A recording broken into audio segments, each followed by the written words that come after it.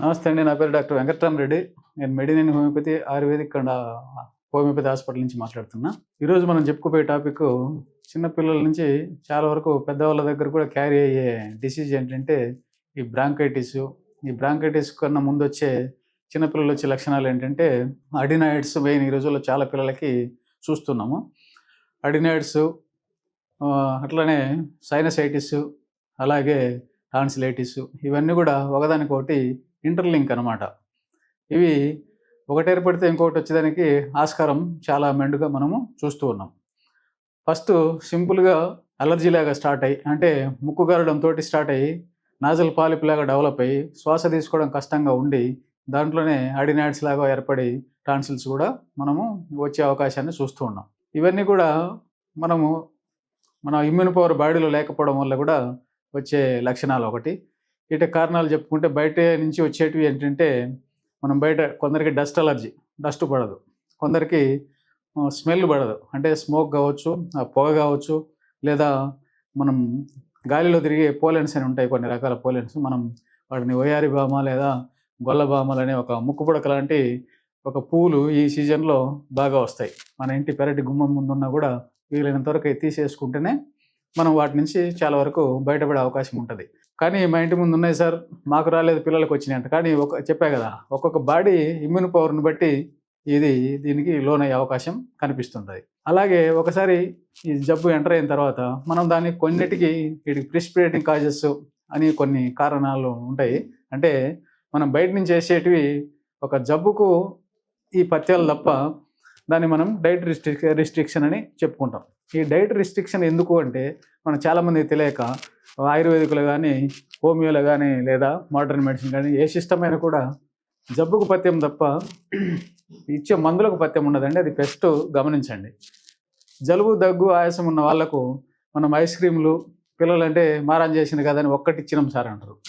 మనం ఆ ఒక్కటి ఇవ్వడమే మనకు దాన్ని కొనుక్కొచ్చుకుంటాం. దాంతోటే పిల్లవాడికి ఈ రన్నింగ్ నోస్ తోటి స్టార్ట్ అయ్యి, తుమ్ములతోటి స్టార్ట్ అయ్యి అది జలుబులాగా వచ్చి మనకు ఆ పిల్లోడు క్రానిక్ బ్రాంకైటిస్ కింద మెల్లగా అది ప్రోగ్రెస్ అనేది జరుగుతూ ఉంటుంది. మనం ఏమనుకుంటాం, చిన్న పిల్లోడిని తీసుకుంటే ఈ పిల్లోడికి పుట్టిన దగ్గర నుంచి ఎప్పుడు జబ్బే సార్ అంటాం.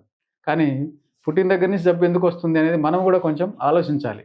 ఆ పిల్లోడికి ఏం ఫుడ్ పెట్టగలుగుతున్నాం, ఏం ఫుడ్ పెడుతున్నాం అనే దాన్ని కూడా మనం దృష్టిలో పెట్టుకోవాలి. ఈ జంక్ ఫుడ్ అనేది మనం పిల్లలకి ఏంటంటే అలవాటు చేస్తున్నాం మనమే. అంటే ఈ ట్రెడిషనల్ ఫుడ్ అనేది తినట్లేదు పిల్లోడు అని చెప్పి వాడికి ఒక 5-6 ఏళ్ల వయసు రాగానే ఈ చిప్స్ తిను, ఈ ఈ ఫ్రైస్ తిను అని చెప్పి మనం కొన్ని ఇంట్లో చేసి ఇవ్వండి అని మనం పేషెంట్స్‌కి మొత్తుకొని చెప్తే వాళ్ళు డీప్ ఫ్రైలు చేసి ఫ్రెంచ్ ఫ్రైలాగా ఇంట్లోనే తయారు చేసి ఇవ్వటం. ఇటువంటివి కూడా మనం చాలా వరకు చూస్తున్నాం. అది కూడా చాలా టైం లేని తల్లిదండ్రులు ఏం చేస్తున్నారంటే బయట ఈ రోజుల్లో మనకు రెడీమేడ్‌గా మనకి ఇట్లా చేయి పెడితే గాల్లోంచి తీసినట్టే అందుబాటులో ఉంటున్నాయి. కాబట్టి అవి తీసి పిల్లలకి పెట్టేస్తున్నాం. పిల్లలకి పెడుతున్నాం బాగానే ఉంది.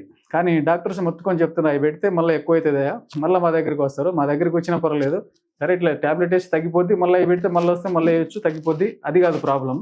దాన్ని ఉండంగా అది మళ్ళీ ఎక్కడికో వెళ్ళిపోయి లంగ్స్‌లోకి దాని సింప్టమ్స్ అనేది కిందికి లంగ్స్‌లోకి దాన్ని ఎగబాకితే అక్కడ ఒక క్రానిక్ బ్రాంకైటిస్ కింద అయితే ఫ్రీక్వెంట్‌గా రావడము, దానికి సంబంధించిన ఈ స్టెరాయిడ్స్ అంటేనేమి, కార్టిజోన్స్ అంటేనేమి ఏదైనా పెట్టంది తగ్గకపోవడము ఇవన్నీ మనము చూస్తున్నాం. అటువంటి ఇచ్చినా మనకి ఇబ్బంది లేదు అనుకుంటే ఇవ్వచ్చు, ఏం లేదు. కానీ దాంతోటి ఉండే సైడ్ ఎఫెక్ట్స్ మనకు డాక్టర్ గారు కూడా చెప్తూ ఉంటారు.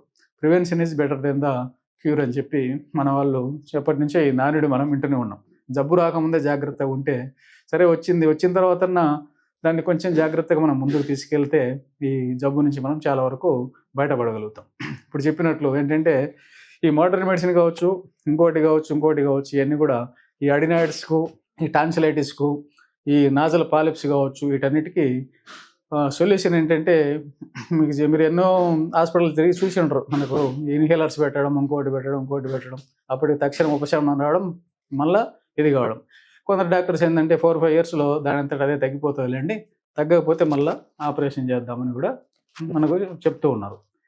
ఆపరేషన్ అనేది ఒక దేవుడిచ్చిన ఒక దాన్ని మనం మన బాడీలోంచి ఎప్పుడు కూడా వీలైనంత వరకు ఎలిమినేట్ చేయొద్దు.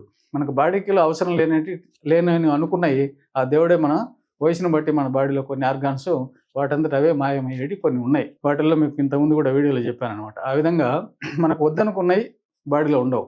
కావాలనుకున్న వాటిని మనం తీసేస్తే మన శరీరం అనేది వాటి నుంచి బయటపడడానికి చాలా స్ట్రగుల్ చేయాల్సి వస్తుంది. ఇప్పుడు చెప్పినట్టు ఇమ్యూన్ పవర్ అనేది బాడీలో తగ్గినప్పుడు ఈ జబ్బే కాదు, ఎప్పుడైతే ఇమ్యూన్ పవర్ తగ్గుద్దో మన చిన్న చిన్న బ్యాక్టీరియా ఎంటర్ అయినా మనకు బాడీలో వైరస్లు కావచ్చు, బ్యాక్టీరియాలు కావచ్చు ఎంటర్ అయితే వాటికి ప్రోన్ అయ్యి మన ఇమ్యూన్ లోపల ఉండే ఈ వ్యవస్థ అనేది చాలా వరకు దెబ్బతిని ఈ ఈ జబ్బులు అనేటివి వచ్చే అవకాశం ఉంటుంటాయి.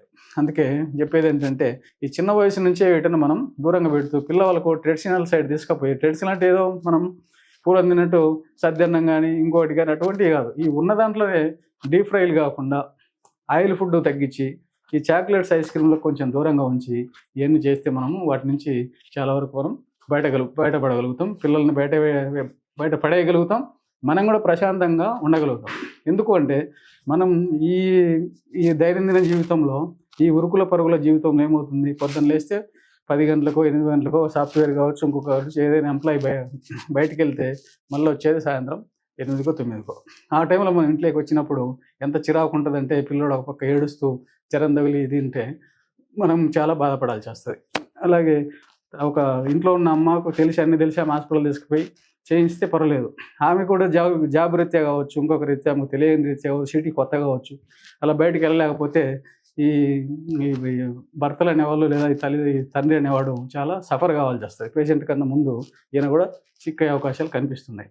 నేను ఈ విధంగా చెప్పేది ఎందుకు అంటే, మీరు ఒక్కసారి పిల్లోడికి ఒకటి ఏదైనా వచ్చిందంటే కొంచెం దాని నుంచి మనం దూరంగా ఉంటే బెస్ట్ ఒకటి. రెండవది, దేంట్లో బెస్ట్ ట్రీట్మెంట్ ఉంది అంటే రికరెంట్గా రాకుండా ఉండాలంటే మన ఈ హోమియో అనేది చాలా బెస్ట్ ట్రీట్మెంట్. ఇప్పుడు మనం ఈ మెడినైన్లో ఇంటిగ్రేటెడ్ మెడికల్ సిస్టమ్ అని తీసుకొచ్చాము. దీంతో మన ఆయుర్వేదిక, హోమియోనా, ఇంకోటి అని చెప్పి దాన్ని పిల్లోడు వచ్చిన తర్వాత గ్రూప్ ఆఫ్ ద డాక్టర్స్ కూర్చొని స్టడీ చేసి దాని మీద మనము ఈ పిల్లోడికి ఏది సూట్ అవుతుంది, దేంతో తొందరగా రిలీఫ్ అవుతుంది, పర్మనెంట్గా మళ్ళీ రీఅక్కర్ కాకుండా డిసీజ్ నుంచి ఎలా బయటపడేయాలని చెప్పి మేము ఒక డిస్కషన్ చేసి మీ జబ్బు నుంచి అయితే దూరంగా చేయగలమని చెప్పి మనవి చేసుకుంటూ సెలవు తీసుకుంటాను. నమస్తే.